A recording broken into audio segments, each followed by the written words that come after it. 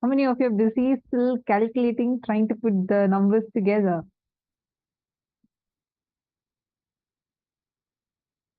Ma Chetna Patel is laughing nicely.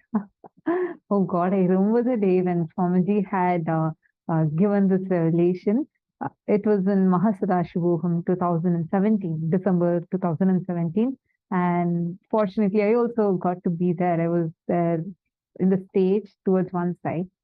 A few group of us were sitting there, and Swamiji was telling us, "Hey, come on, calculate." We tried different calculations, and I was like, I felt like, okay, I almost got it. And then Swami was like, come on, you missed one whole layer. And if space means this includes all this. I was like, God.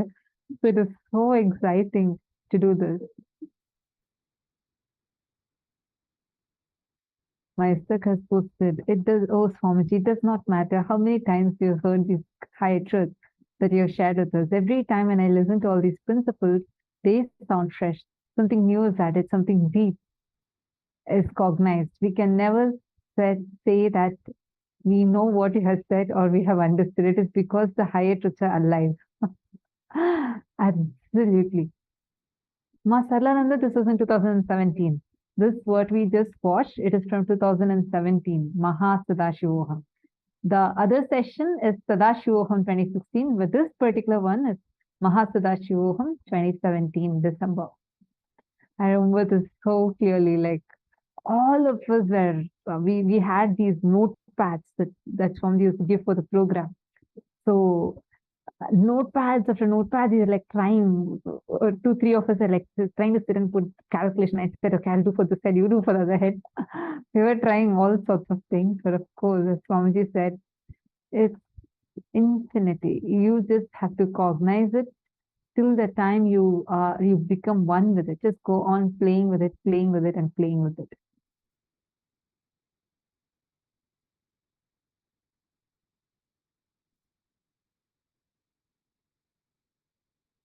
All right. What did each of you understand? Can all of you take a few minutes and please share that with us? What did you understand?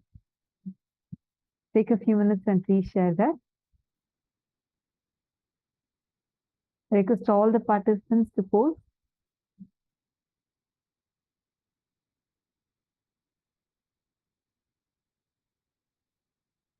Each of you please post what exactly is the click that you had in this session. And then we are going to go into like a revision more, like just going to go through what all the Swamiji has shared and what we have understood.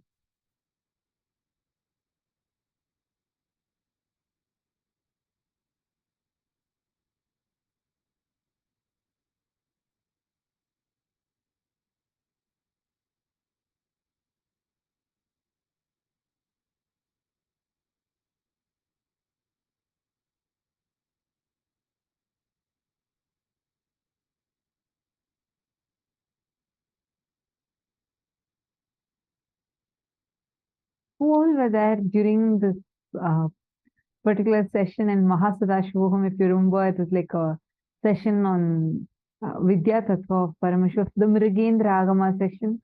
The exact background, we all saw it. Swamiji was drawing on his iPad, and the drawing was live projected for all of us. And Swamiji was explaining to us, oh God, it was so much of fun, right? Who all were there?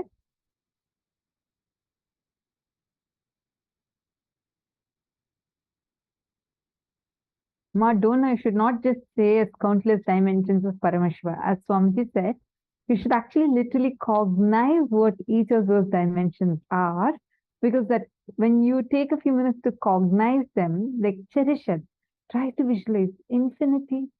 What is infinity? Okay, this is infinite. Try to visualize what is that infinity. When Swamiji says like this calculation, it really helps you because it increases your conscious elasticity. Ma Uma. Nithyananda, Ma Uma, where are you from? To be liberated from life and death and merge into infinity, we have to live an involved, engaged life. As the universe is multidimensional and infinite, and words and numbers cannot be used to comprehend it. So beautiful. That is true, but you should also be engaged with reality, like how beautifully you have posted. Very nice. Uma J, where are you from? It's nice to see you, Nithyananda. Where are you from?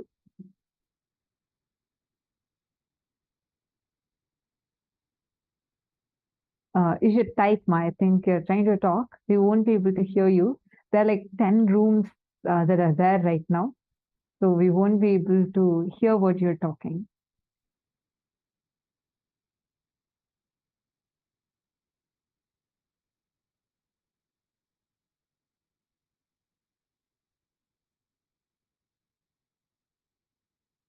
Nice. Ma Christine Jones says, how vast is the cosmos? Is all these different dimensions is mind blowing. I know, right? Actually, like every time you learn about it, imagine and see, Ma Christine Swamiji says that whatever you know as the known universe, even whatever the scientists are able to visualize of, all of these are only still the Bhuloka. We have not even crossed Bhuloka to enter into Loka, Swarloka. Forget about all of the higher ones. Beyond that, there is so much that is existing. And like even in that, Swamiji says each thing, like just if you take Vaikuntha, these 14 lokas are not just 14 lokas. Each loka has within that itself, there's another abode of hell. What it's not as per the Western understanding. It's very different, but roughly equated to that. And how they exist, you can just skip. You don't even need to experience one of those two. You can directly choose to go and live in a different other plane. Wow. It is mind blowing. Actually, just cognizing these things more and more will help you a lot in terms of making these cognitions, these understandings as a part of you. Okay, now let's take a few minutes to quickly go through what Swamiji just revealed. This is Mahasadahiva Murthy. This is actually a drawing as per the Agama. And just to get these drawings, actually, if you see these deities look very distinct. These would not look like our normal, conventional pictures of the gods, the deities that we have seen, right? That's because these are all called as the agamic drawings, and Swamiji has put in a lot of effort to procure the exact drawing as per the agama. There's like a line drawing as per agama, and these are agamic drawings. And there are specific artists who do this drawing. This is not something that every artist can draw. It's not about the precision or anything, but the agamic artists are from a particular community, and to empower that community, to give more uh, power to them, and to revive that community, as well as to make them do exactly as per agamas. There is a ritual they do, and then they do the painting to grow that community more. Swamiji himself actually identifies those communities and gives life to them and gets all these paintings actually from them. That's why every effort Swamiji takes for just, we may not even know, for us it's just another picture on the slide, right? But the effort Swamiji puts to get these to be as precise as per the agama is just wonderful. I just wanted to share that since you're seeing this drawing, you all can see it'll look very distinct. It is not something that you regularly see. Whether these pictures are the ones that behind Swamiji during the darshan, you all can notice it'll be exactly as per the agama. Okay, now take a quick few minutes. You can see here, this is Mahasadahiva Murthy. You can see him with 25 identities. Identity means head with the third eye awakened. So now take a few minutes. We are going to be counting in each layer how many heads are there. Please start. Just count in each layer how many heads are there. Each of you count. You should not be, don't try to copy paste from another person. Everyone are going to post their answers, but you're not going to copy paste. Visualize and count, like grasp it. As you count, feel, visualize you are having those 25 heads. Okay, please start.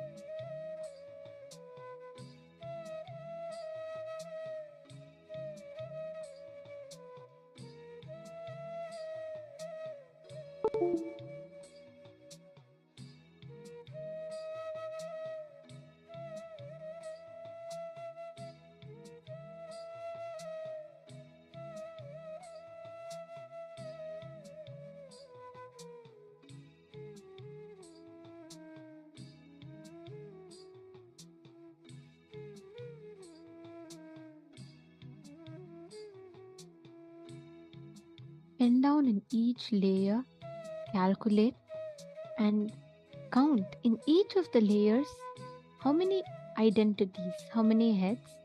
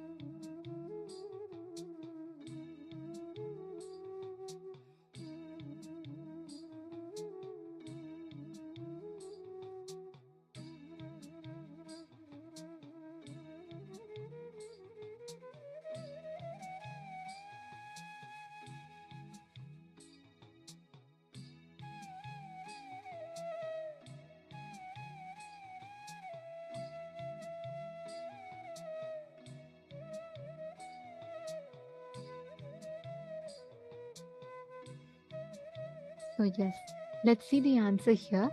Here, if you see, the first layer actually has 9, the second layer has 7, the third layer has, fourth layer has 3, and fifth layer has 1.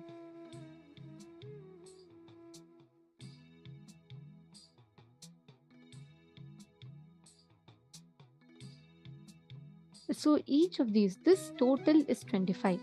Actually, this 25 is not number 25, but it's part of the identity, the 25 main identities, the crisscrossing of the Panchakrityas done. So the 5 times 5, that 25 is what is this. So now we have few basic units, right? Length, the first unit, which is logic. Breadth, the second unit, which is visualization or emotion. Breadth is all related to our creativity, emotion, all of that. And length and breadth, the crisscrossing of length and breadth, the depth is born. Similarly, these are the given basic units. So length, breadth, depth. Add depth, Shabda, the fourth dimension is born. Then it becomes Shakti, right? In each of these dimensions, it expands as you keep adding the next and next and next identities. That is what this exactly represents of Paramashiva. Alright, now I request every one of you to take this, have this in your cognition, and with this, you're going to be now experimenting with directly moving an object inside the water. Inside, you're going to literally levitate that object. Listen very carefully. The depth dimension of Paramashiva is what you experience when you manifest the power of consciousness over matter. When you are literally making an object float, you're manifesting the depth dimension of Paramashiva, right? So now please pick up any object of your choice, something that's light, something that is not sinking.